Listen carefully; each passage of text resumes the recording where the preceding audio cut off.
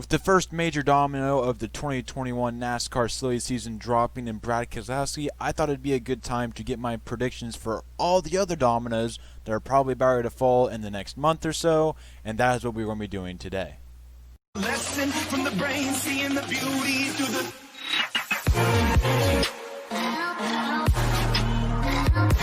What is up, YouTube? Welcome back to the video, and today we are going to be talking about my predictions for NASCAR's 2021 silly season. Probably some controversial ones, and I can guarantee you I probably won't get most of these right, but this is just my opinion on what I think is going to happen. If you guys do enjoy, make sure to like, hit the subscribe button, and comment down below your guys' thoughts. Make sure to let me know if you guys disagree, agree, why you disagree, why you agree, and where you think these guys are going. So without further ado, let's go ahead and get into the 2021 silly season.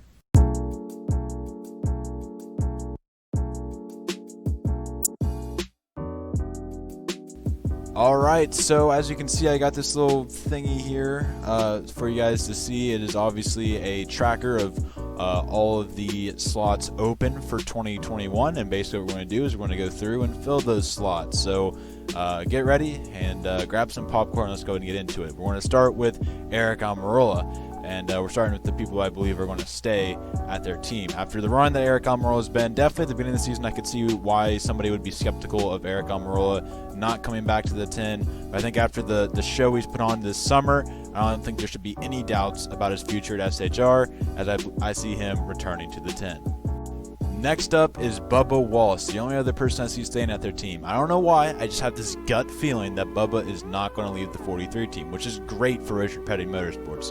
Bubba has built that team up to a top 20 in the points. I know he's not top 20 right now, but if you take out the just the one BS win of Cole Custer, he'd be in the top 20 right now. He has built that team up. He's bringing a lot of sponsorship in there. I think without Bubba Wallace, this team dies, and I just have a feeling Bubba is going to take that off for maybe. I mean, I'm saying it's probably not the smartest decision. I just have a gut feeling. That is just my gut feeling that Bubba Wallace is going to stay. If he goes to somehow the 48 or 42, all power to him. That would be the decision I would make. I just have a gut feeling he's staying with Richard Petty Motorsports, but I could be wrong, and this is probably one of them that I will be wrong on. So those are the only two drivers I see staying at their cars, and now we're going to move on to the 37, which I see Ryan Preece getting kicked out of in favor of John Hunter Nemechek.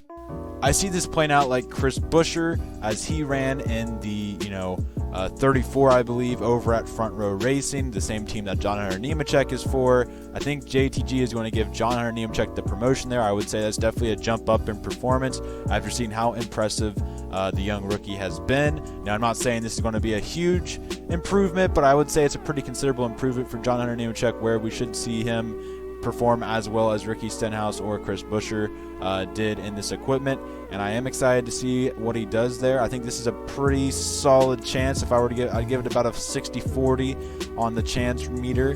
There's always that chance that Ryan Preece comes back, but I feel like he's just been so bad, whether it be him or not, they just might want to look for some change. Sorry, Ryan Preece fans. That's just how I feel it's going to play out. And John Hunter Nemechek, I mean, don't count John Hunter Nemechek as a dark horse for maybe the 42 or 48, but I'm gonna go with him going to the 37. Not an upgrade to that extent, just kind of a one level up, let's say. And replacing John Hunter Nemechek will be Corey LaJoie, who I feel it's not an insane upgrade, much like John Hunter Nemechek going from Front Row to JTG, but it's still from the 32 to 38 is a slight upgrade, and it's not the upgrade I know Corey LaJoie was looking for, and I wouldn't say completely count him out for the 48, but I'd say there's a very high chance that he lands back at Go Fast Racing or to the 38, and I'm going to go ahead and give him the benefit of the doubt and say he will replace John Hunter Nemechek at Front Row. Alright, so in the 32, I would say it's really up to debate. Maybe Ryan Preece, because he's just really the only one available. So maybe you see Ryan Preece get a downgrade to the 32, but I have no clue who's going to be in the 32 replacing Corey LaJoie. Leave that up to you guys there. Now, as for the 95 team, I see that team closing just like its predecessor of Furniture Row Racing. I don't see how Bob Levine is going to be able to make ends meet unless a sponsor comes in out of the blue. Whoops, sorry, I just kicked my table. But yeah, I don't know. Maybe Ream will be able. The only difference is really the reason Furniture Row died was because of the 5 Hour Energy sponsorship being pulled out. Here they do have a sponsor in Ream that will stay with them, so maybe that'll make the difference. But also you got to just factor in the whole fact that there isn't a lot of money to be thrown around right now. So I see the 95 team closing, which means we got Christopher Bell in the number 20. In the event that the 95 does not close, I feel like Bell will stay at the 95 and then Jones at the 20. But I feel like Christopher Bell has done too well in the 95 and Eric Jones has done too poor in the 20 for them to just let Bell kind of walk, I guess. And so I see Christopher Bell getting promoted to the number 20, which is an improvement on the 95, and kicking out Eric Jones, who unfortunately just, if you would have made it hard on Joe Gibbs, then maybe we're talking about something different. But he has not made it very hard on Joe Gibbs, as he has just been in a rough stretch here recently. And hopefully, I mean, there's still time. If he can somehow get a win, clinch himself in the playoffs, because it seems like he's going to make the playoffs. If he can somehow turn it around, then I can see that happening, him staying. But he's got to turn it around right now. There's no and or ifs or buts about it, or else Christopher Bell will be replaced him in the 20. So, yeah. As for Eric Jones, I see him going to the number 42, replacing Matt Kenseth and Kyle Larson, of course. I see him going there unless Bubba Wallace decides to go. I think Bubba Wallace does have the preference over Eric Jones in this case, but Bubba, in my opinion, is staying. Sorry, I just kicked my table again. Bubba, in my opinion, is staying at RPM, and so that leaves the 42 open for Eric Jones. For whatever reason, Chip's plan is to let Ross Chastain ride in Xfinity, and I don't know. I just feel like he's going to give it to Eric Jones, but hey, I mean, I wouldn't be surprised if you put Ross Chastain. That'd probably be the smart thing to do is, you know, if you're trying to groom somebody for the Cup Series and let them sit in the lower series for 4 to 5 years, maybe it's time to finally give him the promotion. But I don't know. I guess Chip Ganassi knows more than we do, and we'll see how that turns out. Definitely probably should have put a question mark next to Eric Jones, because that's really kind of a long shot, I would say. I'd say probably more than likely you'll see Bubba Wallace in the 42 next year. If that doesn't happen, it'll probably go to Ross Chastain. For some reason, I got a sneaky suspicion that Eric Jones might sneak in there. And now looking over at SHR, Kyle Larson will drive the 14 next year. Now we all know NRF seems to think that Chase Briscoe is more talented. To that I say bullshit. Anyways, Kyle Larson in the number 14. I don't think Clint Boyer has been good enough to really hold that ride when you look at somebody as talented as Kyle Larson. Boyer, I think, only has, 5 top 10s, it seems like, this season, 2 top 5s, so it's been a really rough season for him. I know, like, I just remember thinking, like, a year or two ago that he was going to lose the ride to, like, Cole Custer, and we thought those stats were bad. Well, these are even worse than those. So I don't see – I know, you know, Tony's a good friend of Clint, but I think he's going to say it's nothing personal, but we got a better opportunity here in Kyle Larson.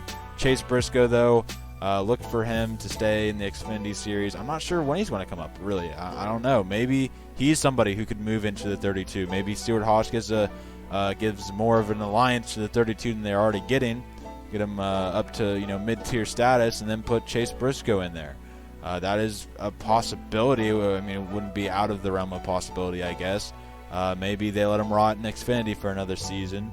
I don't know. It doesn't look like Kevin Harvick might race till he's 60, so it's not like the 4 is going to open up anytime soon. Eric Amarilla is firing all cylinders right now, so the 10's not going to open up anytime soon. If Cole Custer's trash next season, maybe then we'll see Chase Briscoe move up into the 41. But I got to be honest, Cole Custer has been kind of looking pretty good here in the recent weeks ever since his win and his top 5 at Indy. So he's been looking like he's actually been showing up to the track, so that's a good improvement. And it's kind of it's a log jam here at SHR right now. And who knows, maybe Chase Briscoe just out of the blue goes to, you know, some other place in the near future. It doesn't end up ending up at a SHR. That's something we'll just have to wait and see. Now in the number 8, I have Dillon finally getting the promotion to the main RCR team. Don't know how he'll do, no expectations, and that's all I gotta say. Dillon going from the 13 to the 8 because there's really nobody else in the RCR system. Maybe Anthony Alfredo, but he doesn't. There's not a big enough sample size to put him up into the Cup Series. So Dillon's really the only guy RCR has an option for, unless they steal one of these free agents. But that means you guys are going to be like, Dillon kicking out Tyler Reddick? No way. Tyler Reddick to the number 48. He will replace Jimmy Johnson in the 48.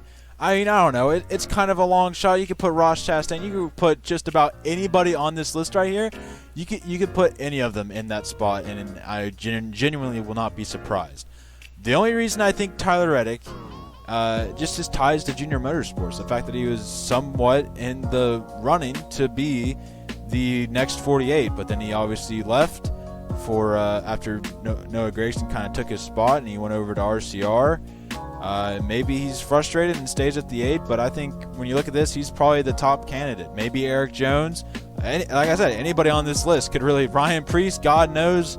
Probably not Ryan Preece, but John Hunter Nemechek, Christopher Bell. Maybe he just doesn't have anywhere else to go, and for some reason Eric Jones stays at the 20. Eric Jones could go there.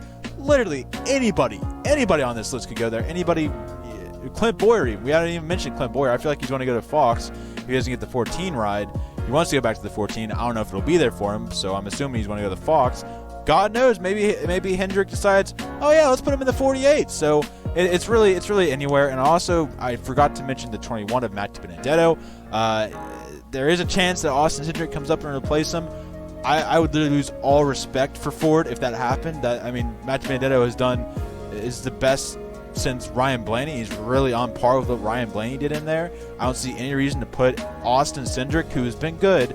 Well, I do see the reason. It's because he's got a relationship up there in the Ford Performance.